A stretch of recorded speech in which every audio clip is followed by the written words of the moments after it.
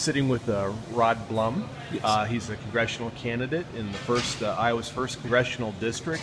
Rod, tell me a little bit about yourself. Why are you running for Congress? Well, I grew up, born and raised in Dubuque, and lived in Dubuque my entire life. Went to Loras College and received a undergraduate degree in finance, and then I received my MBA from the University of Dubuque, and set out to work on my version of the American dream, if you will. And I've always been in the high-tech software industry. So I'm a career businessman. As I said, in the software industry and also real estate development, I do that as well. So that's a little bit about my background. I also was a volunteer coach, basketball coach at Dubuque Senior High School for 6 years, and a student pilot. But most importantly, I'm a son, a husband, and a father. The reason I'm running, and I get often asked that, there's two reasons I can think, Shane, of why people run for politics. One is ambition. They're very ambitious people, and they view government and politics as kind of a family business. And they're looking to make a career in it, and they're always looking for the next higher up opening to move up the food chain, if you will. As I said, these are typically career politicians. I think career politicians are part of the problem, not part of the solution. So am I hearing already a term limit pledge from you? Not a pledge. I'm not going to term limit myself, because I don't think that makes sense if everyone else doesn't term limit themselves. However, I am adamantly for term limits. I think career politicians are part of the problem. But I'm running because I have a calling. I think that's the other reason people run.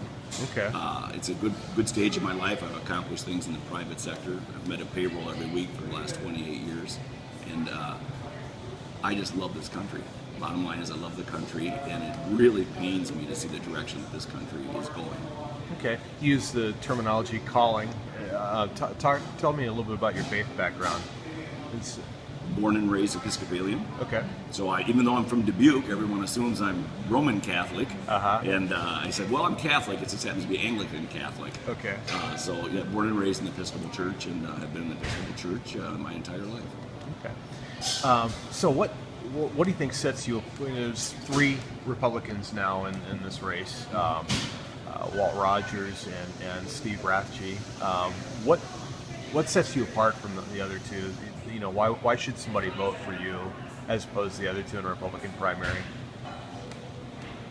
First of all, I know for a fact, and I think most people that hear me speak would agree, that I'm a principled, authentic leader that have accomplished things outside of the political world, and I think the Republican Party is thirsting for authentic, principled leadership. So often we settle for somebody that just has an R behind their name, and I tend to say, what good is that if they're not principled, if they're not going to champion our GOP platform of limited government and the pro-life agenda, those types of things.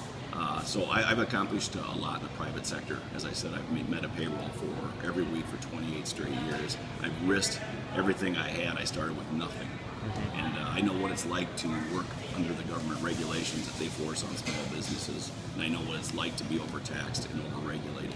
So I think the business background gives me a great background to run for office. And I do not want to be a career politician.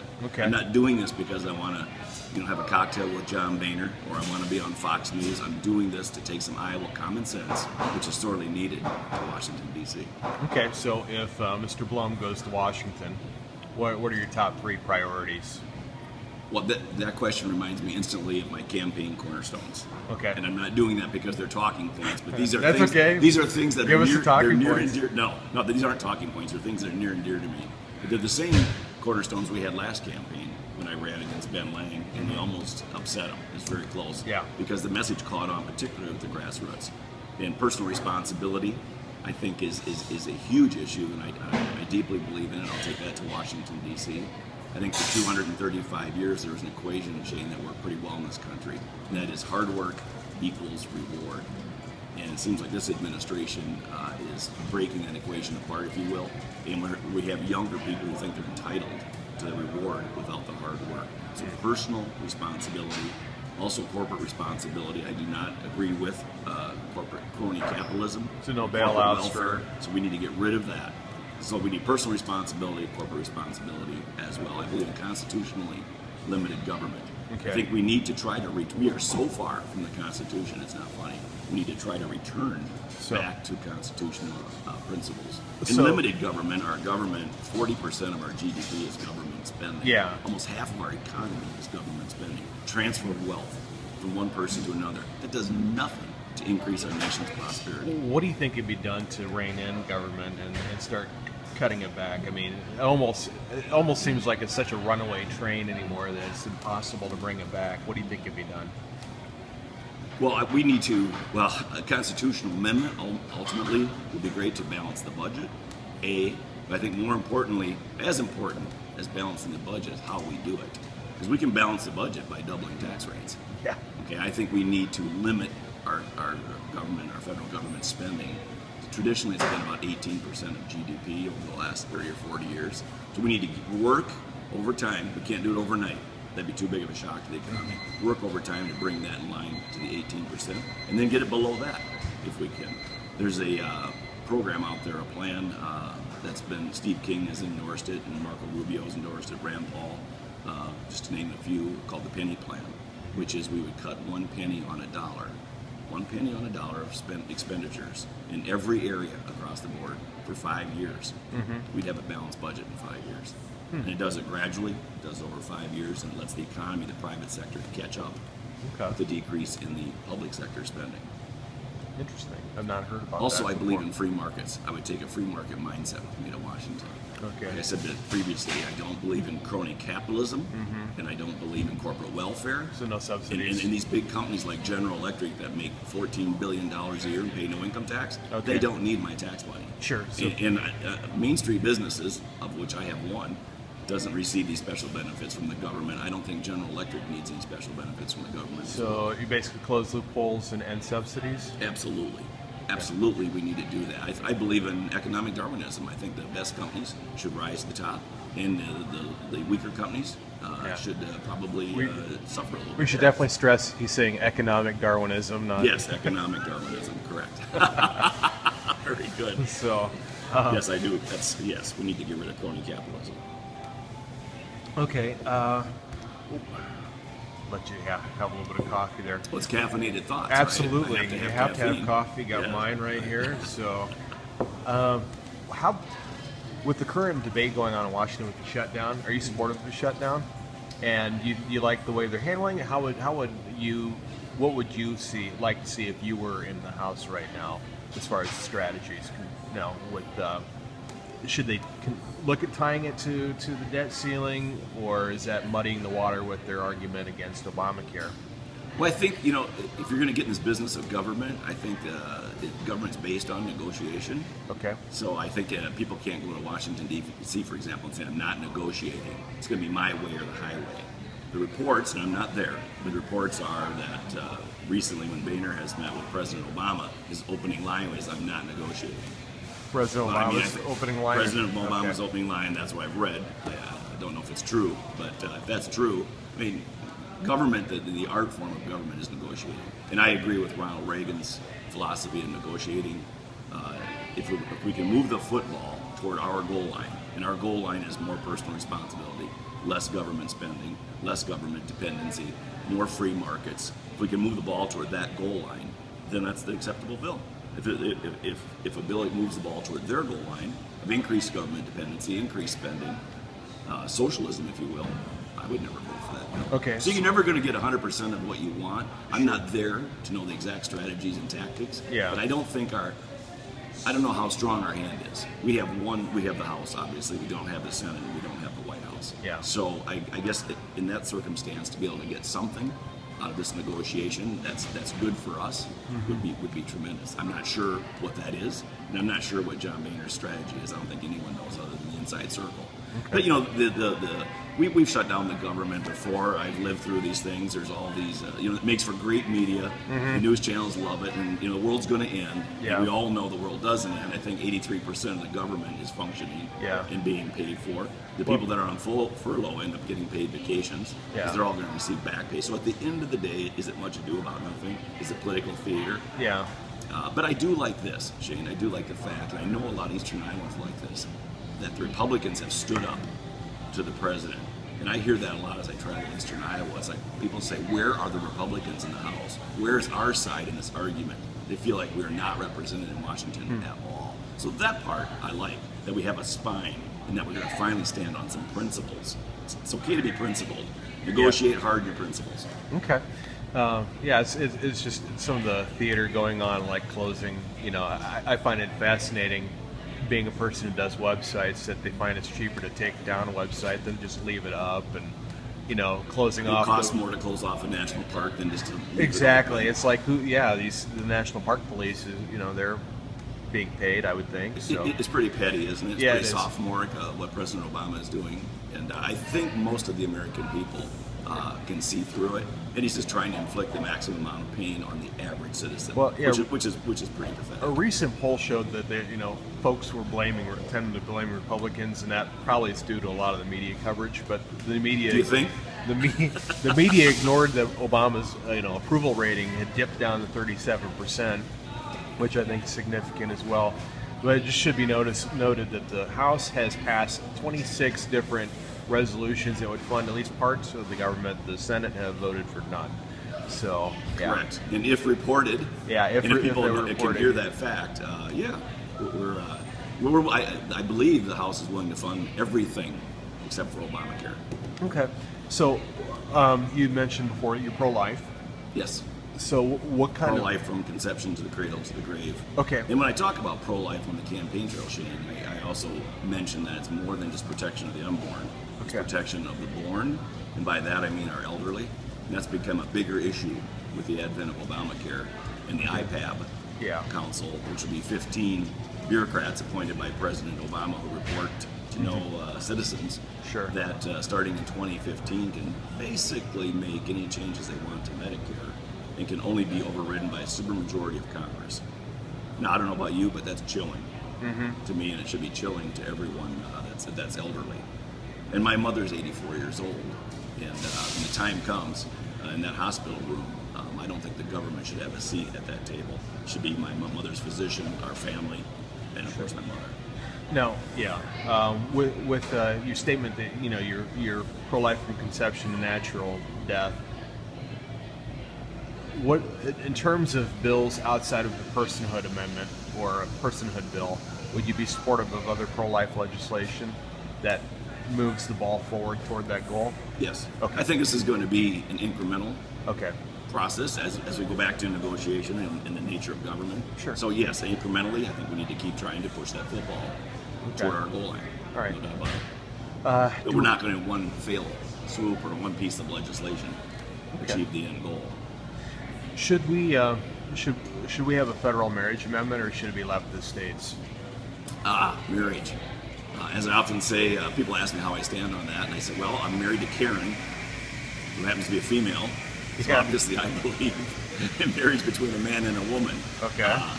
Ultimately, I don't think government belongs in marriage. I think that's between two people and their God. And I'd like to see states. I'd like to see it be a state issue rather than a federal issue. I'd like to see the states vote on it, All right. and then not have an overactive and zealous Supreme Court overruling the will of the people. That's the thing that when I hear that argument with because I tend to I used to be more in favor of federal marriage amendment. I still wouldn't be. I'm still in favor of it, but I'm not as pushing it like I used to. But when I the states' rights argument is kind of when you have a federal judge that overrules a state constitutional amendment, it makes it difficult to lift up federalism. I'm a strong believer in states' rights. Yeah, me too. And, I think most people understand that the federal government was born of the states, and the states came first. And the Constitution says any powers not enumerated and specifically given to the federal government are reserved to the states and the people. And I think those guys are pretty bright guys. Yeah, So me too. I believe in states' rights. Okay. And I'd like to see a rebirth or a reemergence of governors and state legislators taking the lead and exercising the 10th Amendment. Yeah, nullification. I wish. Yeah. Yes. Wish more state leaders had a spine to do that. I agree. So, looking at what kind of, as far as cutting back taxes, you're in favor of lower taxes. What are you, a fair tax Yeah, guy, a flat tax guy? Yeah, what does that look I'm like? a believer in if we send it, they will spend it. Okay. So the only way to get this under control is to start up the beast. Yeah. And any tax, I'm often asked about flat tax, fair tax, and I respond with I'm not a proponent of some individual tax plan. I typically say that any of these are better than what we have today. Any economist will tell you, Shane, that when you tax something, you get less of it. That's why we tax cigarettes, because we wanted to decrease smoking. So when we tax income, productive behavior, we're going to get less of that. So I think there's a great economic argument that can be made to say, let's not be taxing income, but maybe tax consumption. Okay. Or flatten the tax and get rid of. I mean, the bizarre and Byzantine tax code that we have is incredible. Yeah. I don't know, was it 77,000 pages or something? And it's just amazing. Yes, yeah. And every one of those pages and every line in it is some special favor to some special interest group granted by their congressman or their senator. And I am against all those special favors, all those tax loopholes for corporations and for individuals. Lobbyists are going to say, why should I visit Congressman Blum? They shouldn't. Lobbyists shouldn't visit me. Okay. They should just head on down the hallway. Any ordinary Iowa citizen, stop and see me anytime. What can we do to strengthen our dollar? Yeah, I'm glad you brought that up. What we can do is stop printing money. The Federal Reserve right now is printing about $85 billion a month, and that has to stop. The Federal Reserve, I call them the great enabler, because they typically either we have to raise taxes or we have to borrow the money, okay, to continue the spending orgy. Well, now they've figured out the third way is, hey, let's just print the money. It seems to be painless in the short term, but in the long run, that's going to catch up with us in the form of inflation. So every dollar that they print makes the dollars that you and I have, Shane, worth less. Okay. So that's a hidden stealth tax, particularly on the elderly, who have saved their entire life, they've played by the rules, they have a nest egg, and now the value of that nest egg is decreasing because we're printing money. A. B, they're artificially holding the interest rates low. I'd love to see the market set the interest rates. Okay, not the Board of Governors of the Federal Reserve setting artificially low interest rates. The interest rate is around 1.5% on our $17 trillion of debt. So our interest payments right now are in the federal budget annually are about $240 billion a year. That's at about 1.5% interest. What happens when the interest rates go to 3%? Now all of a sudden that's going to be $500 billion a year. Interest rates go to 5%, $800 billion a year. It's going to consume 50% of our budget. Now that day's going to come. What are we going to do? Yeah. But yet we have this mentality of these career politicians. Let's just kick the can down the road and wait for the next election, because that's all that matters. As opposed to let's actually fix the problem. It's an open and transparent debate. I'd love to see a 5-year budget. Sure. I'm sure it's probably impossible, but how about a 2-year budget? Every congressional cycle, 2 years. Let's have a 2-year budget that we debate out in the open. We don't have a gang of 6 or a gang of 4 or a gang of 8 in some smoke-filled back room. Nope. Let's go on the floor. A lot of states do biennial budgets. So. Yes, I'd love to see that. A little bit of planning. We are just going to kick the can down the road mentality. And I wouldn't be surprised coming out of this government shutdown if we don't kick the can down the road. Maybe another 6 months. Maybe we're right before the 2014 elections. Well, shoot, Senate doesn't feel like they could just pass continuing resolutions. They don't need to set a budget. I think it's been, 5 years? Well, how about, I was just going to say, a 2-year budget. How about a budget? Yeah. We haven't had a budget, I think you're correct, in 5 years. Not needed. I mean, amazing. Yeah. They're running effectively a $3.6 trillion business, and they don't have a budget. Now, as a businessman, I can't imagine that. Crazy. Totally out of control. Kind of back to the strength of the dollar. Are you supportive of a gold standard, or do you think that's just an outdated idea that won't work I think anymore? a gold standard should. Well, first of all, I think we need to audit the Fed. Okay. I think we need to find out what the Fed's doing and who's getting the money. And I think there's a lot of things going on behind the curtain there that I certainly, as a private citizen, am not aware of. And I wonder how many in Congress are even aware of it. And I think it should be discussed. I'd like to see that debated as well. Some type, or pegging the dollar to some, as you said, to some unit of gold. We went off of that standard, I believe, in 1973, I believe it was. Nixon did that. And I'd like to see us go back to that. And Ronald Reagan believed in a strong dollar and less regulation and less taxes. And I'm old enough to remember Jimmy Carter in the late 70s and the inflation rates we had and how bad the economy was. And Reagan came in and decreased regulations, decreased taxes, and strengthened the dollar. And we had a roaring economy for the next 10 years. So I think a strong dollar, to not have a strong dollar, once again, is theft. from the people, from the citizens who have saved money. It's just very discreet, and it's not easy to see every day. But it's actually theft, I believe, and particularly hurts our senior citizens. Okay. Obamacare, obviously, I know you're against it, as is probably every other Republican candidate running. I think it'd be a death sentence to your candidacy to say that, hey, I like that Obamacare thing. So saying you're against it, that's great. Next question. Yeah. So we got that out of the way. You're against it. What should be done to fix healthcare? Because obviously there is a mess, but what kind of role should government have in that, if any? First of all, from the 60,000-foot level, the healthcare system, and I've talked to CEOs of hospitals, of medical groups, to physicians, to patients. This is a complicated part of our economy, the most complicated. It's a sixth of our economy, and it's extremely complicated. You think about, and I go back to the principle of the free market here. You think about the miracle of the free market. We have, say, 220 million adults in this country making trillions of decisions every day, many of them about healthcare. Isn't it mind-boggling to you, I know it is to me, to think that 535 suits in Washington, D.C. are going to sit there like puppets and do a command and control of the healthcare system? Mm-hmm. It's destined for failure without knowing or talking about one detail. It's destined for failure. That just cannot happen. It's far too complicated. So we need to introduce the principles, again, of the free market system. We don't have that today. Way too much government involvement. For example, I live in Dubuque, Iowa. It's 1 mile to Wisconsin and 1 mile to Illinois. Why shouldn't our employees or our company be able to go to Wisconsin and Illinois and look for health insurance? No, we can't. We have to buy it within the state of Iowa. And today we have 2 options. Yeah. 2. If we want to buy paper, we probably have 20 options. But health insurance, we're down to 2 options now. Okay. So we need more competition in the healthcare system. And I believe in health savings accounts. And also, we don't have a crisis in health care. I believe our health care in this country is the finest in the world.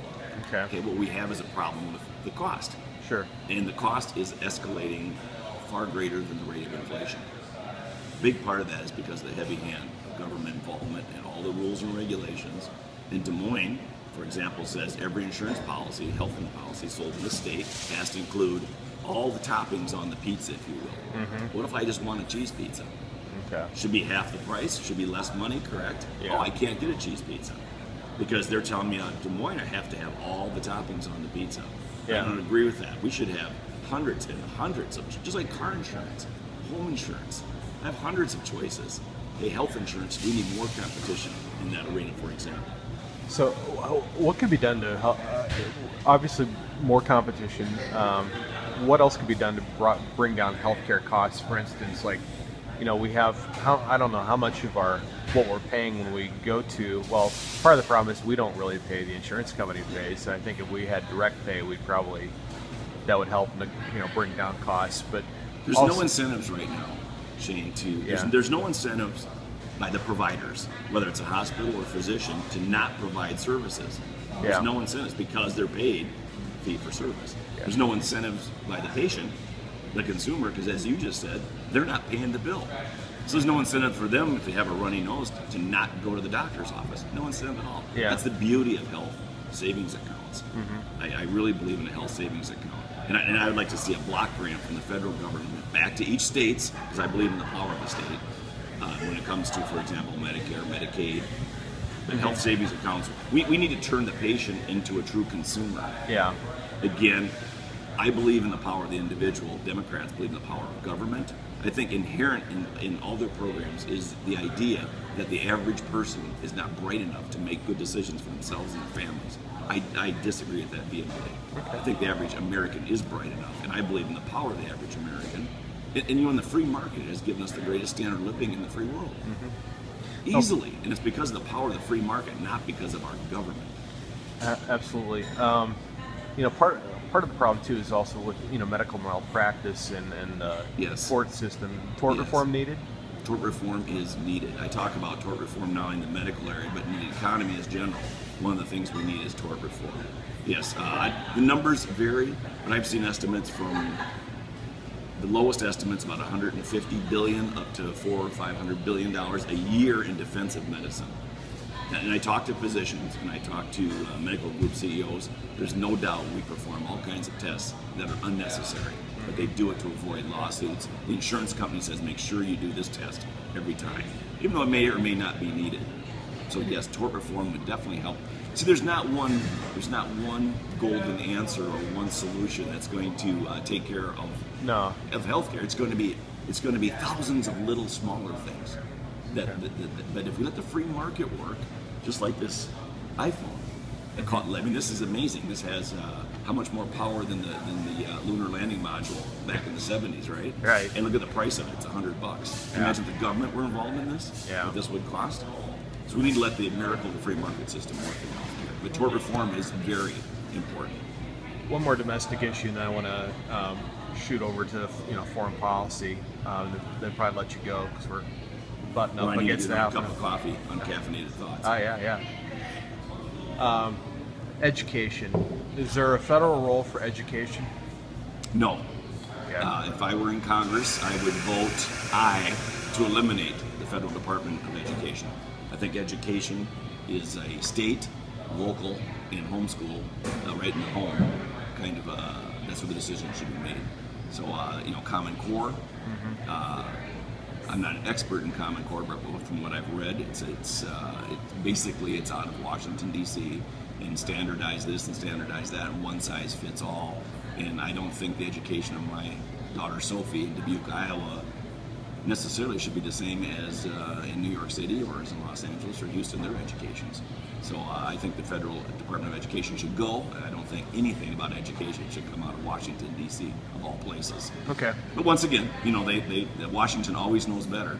Oh, yeah. Than any of the states or any of us people out here in Iowa. So, no, I think it's bad. I know Iowa has adopted it. And along with 45 other states, or yes. 44 other states, yeah. And once again, it was done with a little bit of extortion, political extortion. Race to the trough. Yes, the race to the top funds and also waivers for No Child Left Behind were dangled out there if people adopted it. That right there should be a clue. Okay, so definitely federal government should not be involved. You would vote against it if you were actually given the opportunity to vote on it. Unlike last Congress, they didn't. They just earmarked it and they didn't. When you say against it. You would vote no on race to top funds if you were actually allowed to vote on it. Correct. Yes. Exactly. Congress actually never voted on it, so. State issue, state and local issue. Okay. Or in the whole. All right. Moving on. Foreign policy. Syria. Should we get involved in that? I know things have kind of cooled. It's cooled down a little bit, but. President Obama was trying to make a case about military intervention. Were you for that, against that? Well, let's go back to the 60,000-foot level on foreign affairs and defense, if you will. Sure. One of the enumerated powers in the Constitution is for a militia and to protect us. And so I think our military should be the best trained, the best equipped, and the finest in the entire world. And I think it is today. The men and women that serve in our military, my father served in World War II, my brother did 3 tours of duty in Vietnam. Our military people are outstanding heroes of this country. They're the finest. So we should have the strongest military in the world. That being said, I think we need to be a little more careful in trying to police the world. As I said, my brother did 3 tours of duty in Vietnam back in the late 60s, and I can remember, Shane, every time our doorbell rang, the look in my mother's eyes, because she thought for sure it was going to be a Marine in dress blues saying that Gary was dead. Yeah. I remember that, and she just feared that so greatly. And now I look ex post facto and say, what do we accomplish in Vietnam? Mm-hmm. And how many lives go walk the memorial in Washington, D.C., how many lives were lost for that effort? I think we should think long and hard before we go to war. If we do go to war, I think it should be by a vote of Congress, which would make it constitutional. Okay. And I would look at any involvement or war, I would look at it like this. It's easy to send someone else's children in a faraway land to die. Would I send my children? Would I send Sophie? Yeah. If she's going to be in the military to go fight, I would put it through that test, litmus test first. On Syria, it's like, who are the bad guys? Sure. And if we're going to arm or aid the rebels, do we become Al Qaeda's Air Force? Yeah. You know, so often our friend today is our enemy tomorrow. And I don't think we should be involved in other countries' civil wars. Okay. And obviously the Middle East is a very unstable region right now. So I think we should be a beacon for freedom and for liberty around the world. And we should help countries that want freedom and liberty. However, I think history has shown we can't impose our will on countries that aren't ready for democracy or maybe don't even want a democracy. Okay. But all that being said, my head's not in the sand. It's a very dangerous world. Very dangerous. There's a lot of people out there that want to do bad things to America. So we need to always be vigilant. We need to always be strong. So Iran, you know, what should be done, if anything, regarding Iran's nuclear program? I don't want to see a nuclear-enabled Iran. I don't think anyone else does as well. It's a pretty frightening thought. Very, very, once again, destabilizing to that entire region. Israel, I think, is if anyone would be in their sights, so to speak, it'd be Israel. Israel's military is well equipped, well trained, and they're very capable of taking out Iran's nuclear capabilities. So I think if that's in Israel's best interest, they're a sovereign country, they're not a state of ours, that they should do that. And I don't think that Benjamin Netanyahu needs to come on bent knee and ask for our permission to do that. As a sovereign nation, if they want to take that reactor out, they should do that. And we should help Israel with technology because they're our ally in the region. Okay. They're a democracy in the region. But I don't, once again, think we need to get involved in that. Okay. With foreign aid, should foreign aid be cut? Should we keep it? Should it just go to proven friends? Well, this is going to sound funny, but I don't think we should give foreign aid to people that don't like us. It should be common sense. But we do it. I know. Yeah. Yeah. Countries that are not strong allies of ours, no, there should not be any foreign aid there. And I don't pretend to sit here in Iowa and know the intricacies of all of our foreign policy and why we do things and why we don't. I'm sure there's a lot of things behind the scenes that I'm not aware of today. But once again, at the 60,000 foot level, let's not give foreign. Let's start there. Let's cut foreign aid to people that do not like us and want to do us harm. Okay. As you just said, common sense. Where's it at in Washington? Yeah, well, lacking. Yes. With kind of shifting, kind of similar gears, national security, Patriot Act. Can I have a cup of coffee? Yeah, go ahead. Patriot Act. Keep it, cut it, modify it. Patriot Act, big act, a lot of pieces to it. Parts of it, I think, are obviously very good. We need to protect our citizens against terrorism. Terrorism is a different type of war. We're not fighting another nation. Terrorists could be living amongst us. So yeah, we need to be vigilant, and parts of that act are good. However, I am always concerned about our civil liberties. Benjamin Franklin, I believe it was Franklin, said citizens who are willing to give up their civil liberties for the promise of additional security shall have neither.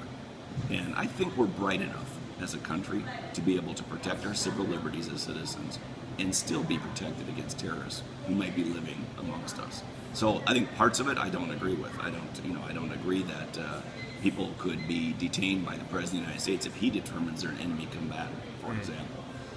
And in the FISA courts, there's the more that curtain's been lifted, the more concern I have there. There's some troubling things going on there as well. No one NSA reading your emails. 99.999% of the government requests are approved. And I just kind of, once again, common sense. You go, is this just a rubber stamp? Is this a formality or not? Great. Any last thoughts or anything else you'd like to add?